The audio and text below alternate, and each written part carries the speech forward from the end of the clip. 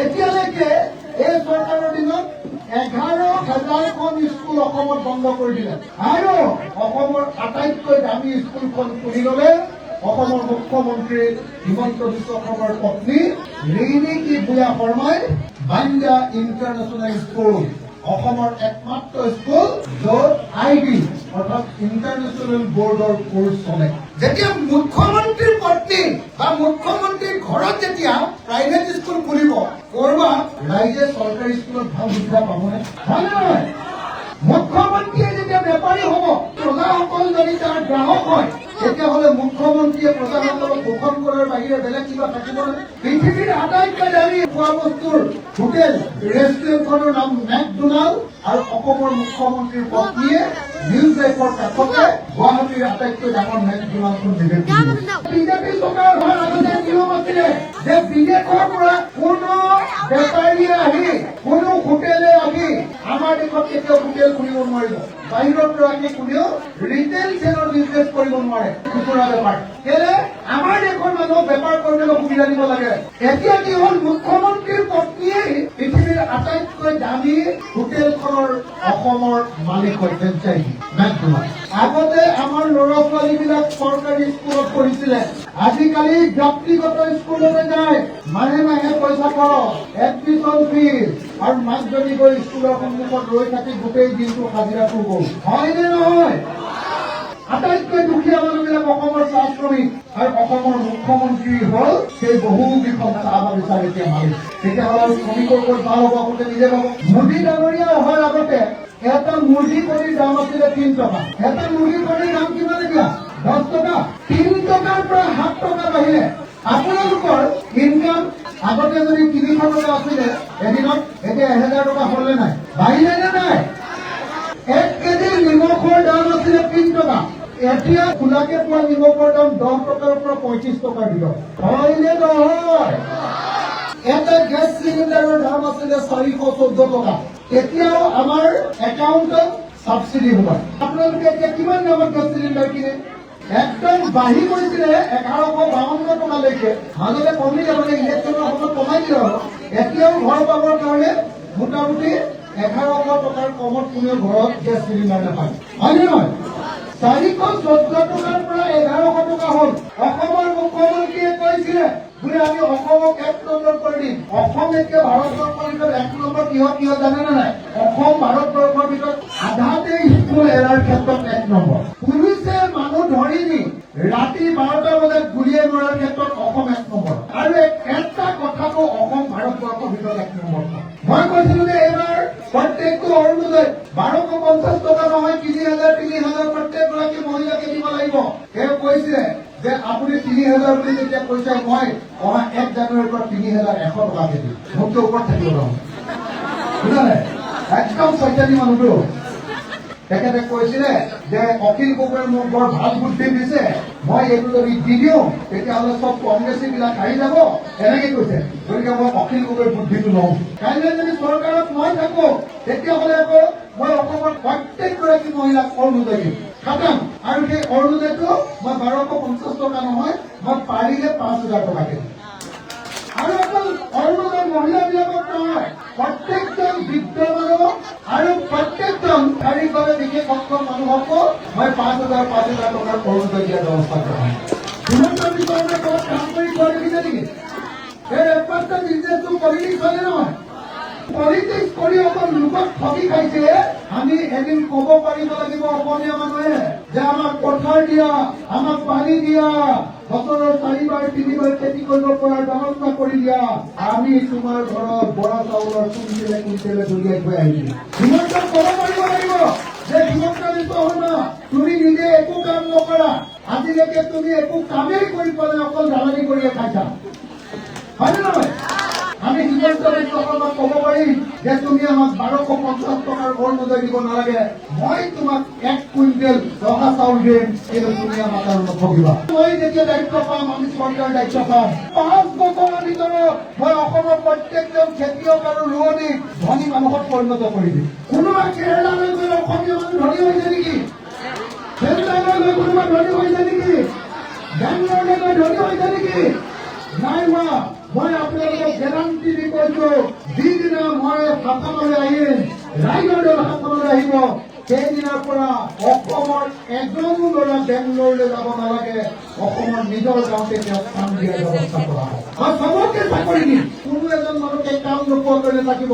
মই অসমৰ প্ৰত্যেকখন গাঁও, অসমৰ প্ৰত্যেকখন নগৰৰ বস্তি, অসমৰ প্ৰত্যেকখন বাগানৰ লাইন আৰু অসমৰ প্ৰত্যেকখন চৰ চাপৰি অঞ্চলত এটা সৰু সৰু ক্ষুদ্ৰ উদ্যোগ খুলিম, এটা ইণ্ডাষ্ট্ৰীত 40-50টা মানুহক কাম দিম আৰু এটা মানুহক এদিনত অন্তত 1000 টকা ইনকাম কৰাৰ ব্যৱস্থা কৰিম।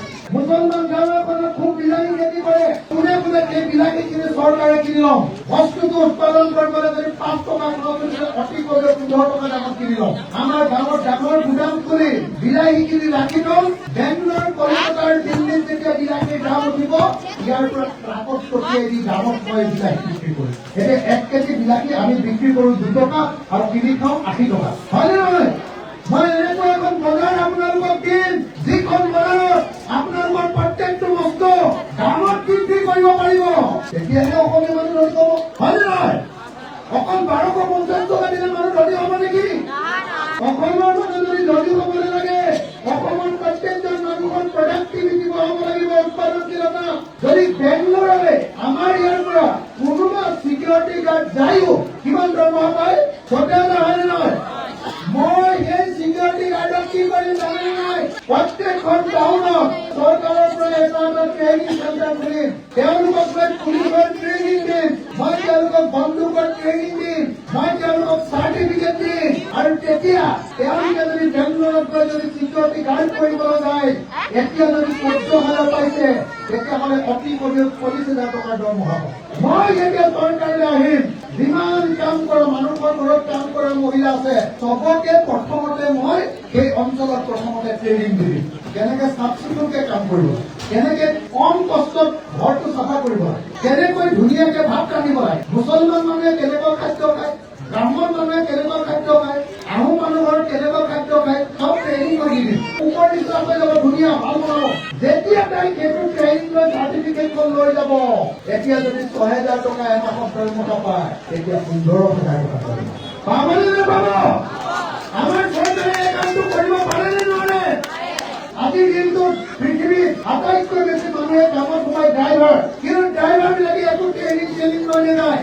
মই যিদিনা চৰকাৰে আহিম নহয়, অসমৰ প্ৰত্যেকখন গাঁৱৰ ল'ৰাক মই গাড়ী চলাবলৈ শিকাম, চাৰ্টিফিকেট দিম, লগত ইংৰাজী শিকাই দিম আৰু হিন্দী শিকাই দিম, যাতে সি গৈ আমেৰিকাতো গৈ যাতে ড্ৰাইভাৰ কৰিব পাৰে। আমাৰ ইয়াত ড্ৰাইভাৰ কৰিলে 15,000 টকা দৰমহা পায়, আমেৰিকাত ড্ৰাইভাৰ কৰিলে 1.5 লাখ টকা দৰমহা পায়।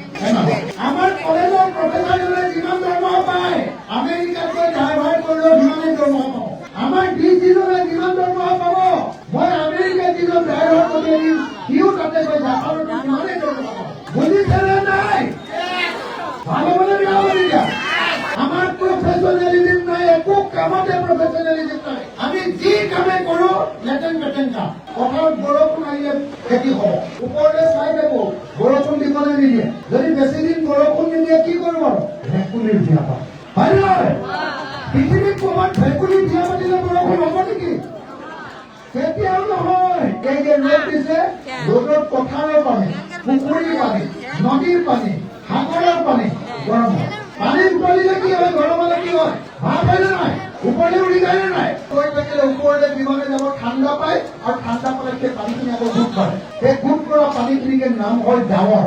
ডাৱৰখিনি যেতিয়া বতাহে জোৰকে ঠেলি লৈ আহে, জোৰকে, তেতিয়াহ'লে পাহাৰ বা পৰ্বতত যেতিয়া খুন্দা খায়, তললৈ নামি আহি সেইটোকে বৰষুণ পৰিব। ভেকুলীৰ বিয়া পাতিলে পথাৰৰ পানী গৰম হ'ব নেকি? নহয়। ভেকুলীৰ বিয়া পাতিলে পানী ডাৱৰ হ'ব নেকি? নহয়। ভেকুলীৰ বিয়া পাতিলে ডাৱৰখিনি বতাহে ঠেলি লৈ যাব নেকি? নেযায়। গতিকে এইবিলাক মিছা কথা। মই সেইকাৰণে আপোনালোকক ক'ব খুজিছো, 5 বছৰৰ ভিতৰত অসমৰ প্ৰত্যেকজন মানুহক মই পেছাদাৰী কৰি তুলিম। আপোনালোকে কংগ্ৰেছক যোৱা 70 বছৰ ভোট দিলে, ৰাইজৰ কিমান পৰিৱৰ্তন হ'ল নেকি? বিজেপিক আপোনালোকে যোৱা অটল বিহাৰী বাজপেয়ীৰ দিনত 10 বছৰ আৰু এওঁৰ দিনত এতিয়া 15 বছৰ, 25 বছৰ, তেওঁলোকে কিবা কৰি দিলে নেকি? নৰেন্দ্ৰ মোদীয়ে কিবা দিলে নেকি আমাক?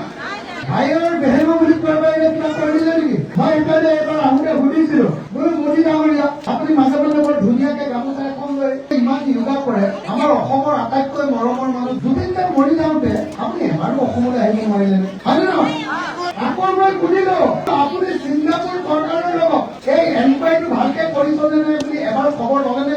আনকি অসমৰ মুখ্যমন্ত্ৰী সুধিও নাচালে এবাৰ যে তোমালোকে এনকুৱাৰীটো ঠিকমতে কৰিছানে? বৃদ্ধ পেঞ্চন 5 লাখ টকা দিব লাগে, এই কথাটো যে মোৰ বাহিৰে আৰু কোনেও নধৰে আপোনালোকে জানে নে নাই? অৰুণোদয় 1250 টকা নহয় 5,000 দিব লাগে বুলি কোৱা মানুহটো মোৰ বাহিৰে যে আন কোনো নহয় আপোনালোকে জানে নে নাই?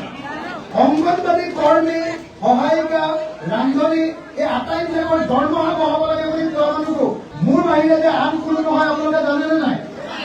আমাৰ পথাৰত পানী দিব লাগে বুলি চৰকাৰৰ মাথা গৰম কৰি দিয়া মানুহটো মোৰ বাহিৰে যে আন কোনো নহয় আপোনালোকে জানে নে নাই?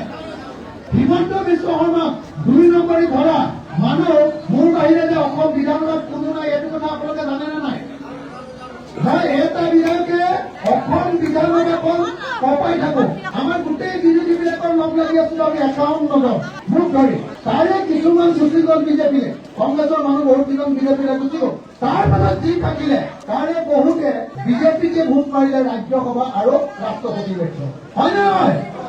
আৰু এক দিনো ৰাইজৰ স্বাৰ্থ একদম হিমন্ত বিশ্ব শৰ্মা চৰকাৰখনক ধৰি জোকাৰি দিয়া বুলি কয় যে এক দিনো জোকাৰি নিদিওঁ। মই অকলে হিমন্ত বিশ্ব শৰ্মাক ধৰি ৰাখিলো হয় নে নহয়? আপোনালোকে মানেনে নামানে কথাটো? এতিয়া মোক কওক যে মোৰ নিচিনাকে বিধানসভা মোৰ লগত আৰু 10টা যদি বিধায়ক থাকিলেহেঁতেন এতিয়াতো মই হিমন্ত বিশ্ব শৰ্মাক কপাই দিছো, এতিয়াতো মই হিমন্ত বিশ্ব শৰ্মাক কন্দুৱাই দিব পাৰিলোহেঁতেন নে নাই? হয় নে নহয়? অসমৰ প্ৰত্যেকগৰাকী মাতৃক তেওঁ অৰুণোদয় দিয়াব পাৰিলেহেঁতেন নে নাই? বস্তুৰ দাম কমাব পাৰিলেহেঁতেন নে নাই? সেইকাৰণে মই আপোনালোকৰ নাম উঠালৈ আহিছো, মই আপোনালোকৰ পৰা জানিবলৈ আহিছো মোৰ নিচিনা বিধায়ক অসম বিধানসভাত লাগে নে নালাগে? সেইকাৰণে এইবাৰ আমি নাওবৈচা সমষ্টিটোত ৰাইজৰ দলৰ কেণ্ডিডেটক জিকাব লাগে। আপোনালোকে মোক সহযোগিতা কৰিব নে নকৰে? মোক ৰাইজৰ দলত আপোনালোকে 10জন বিধায়ক দিয়ক, মই আপোনালোকক এখন নতুন অসম দিম আৰু 20জন বিধায়ক যদি এইবাৰ মই জিকাব পাৰো তেতিয়াহ'লে মই চৰকাৰৰ অংশীদাৰ হ'ম আৰু যিখন চৰকাৰত মই থাকিম কোনো চৰকাৰে বেয়া কাম কৰিবলৈ সাহস কৰিব পাৰে। অসমৰ স্বাৰ্থৰ বিপৰীতে মই কাম কৰিবলৈ সাহস কৰিব নোৱাৰে। মই এতিয়ালৈকে আপোনালোকৰ কাৰণে 36 বাৰ জেল গৈছো, মোৰ ওপৰত 165টা কেছ লগাইছে, মোক আপোনালোকৰ পৰা এটা মাত্ৰ গৰম লাগে। এইবাৰ নাওবৈচাৰ লোকে মোক এজন বিধায়ক দিব লাগে, আপোনালোকে দিব নে নিদিয়ে? আপোনালোকে মোক কওক। আপোনালোকে বিজেপিকো জিকাব পাৰিব, আপোনালোকে কংগ্ৰেছকো জিকাব পাৰিব, কিন্তু মই গেৰাণ্টি দি দিব পাৰো যে বিজেপিয়ে হওক বা কংগ্ৰেছে হওক MLA যদি ৰাইজৰ দলৰ হয় আপোনালোকে যিমান সহায় পাব পৃথিৱীৰ কোনো দলৰ মানুহে আপোনালোকক কিমান সহায় নকৰে। নাওবৈচা সমষ্টিৰ ৰাস্তা পদূলি বনাবৰ কাৰণে বিধানসভাত চিঞৰো মই। আগতে কংগ্ৰেছৰ যিজন বিধায়ক জিকাই দিলে তেওঁ ক'লে গ'ল কোনেও গমেই নাপায়। গতিকে আপোনালোকে বেলেগ দলৰ মানুহক জিকাই লাভ নাই। মই আপোনালোকৰ ইয়ালৈ কেইবাদিন ধৰি থাকিবলৈ আহি যাম, প্ৰত্যেকখন গাঁৱলৈকে এবাৰ যাম আৰু প্ৰত্যেকখন গাঁৱত কি কি সমস্যা আছে মই নিজৰ ডায়েৰীত লিখি লম আৰু মই ইলেকশ্যনৰ আগত আপোনালোকক কথা দি যাম। ইলেকশ্যনৰ বিষয়ৰ এবছৰৰ ভিতৰত মই আপোনালোকৰ কামকেইটা গোটেইকেইটা কৰি শেষ কৰিম। সেইকাৰণে মই আপোনালোকক অনুৰোধ কৰিবলৈ আহিছো যে এইবাৰ হৰিকান্তত আছে নাওবৈচা সমষ্টিৰ পৰা আপোনালোকে জিকাই দিয়ক আৰু মই আপোনালোকৰ কাৰণে জীৱন তুলিবলৈ সাজু আছো।